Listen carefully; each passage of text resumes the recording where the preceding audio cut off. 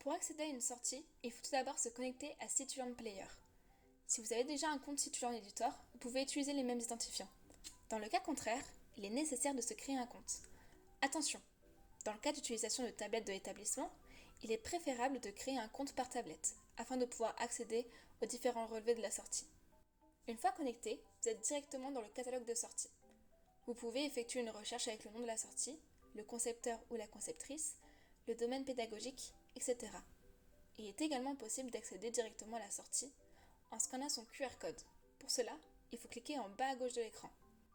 De cette page, vous pouvez également accéder à votre compte, afin d'y modifier vos informations ou de vous déconnecter. Pour chaque sortie, il est possible de lire la description en cliquant sur les 3 points à droite du bandeau, l'ajouter dans les favoris, elle apparaîtra ensuite dans la page Mes favoris, accessible en bas de l'écran.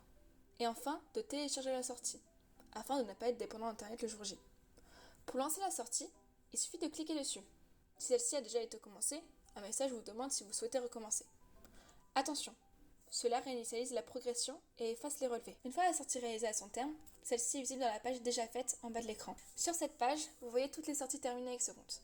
Pour chacune, un aperçu présente le nombre de points obtenus, le temps de complétion, le nombre de relevés et de fiches d'information. En haut de l'écran est présenté le total de points sur l'ensemble des sorties. En cliquant sur le bouton Relevé en bleu ou le bouton Fiches d'information en orange, vous avez accès à la liste des relevés et fiches d'information de la sortie. En cliquant sur un relevé, celui-ci s'affiche.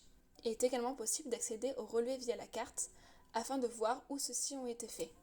Les relevés peuvent être envoyés par email sur l'adresse du compte utilisé, un à un, en cliquant sur Partager le relevé. Un message de confirmation apparaît en bas de l'écran et vous pourrez retrouver le relevé dans votre boîte mail.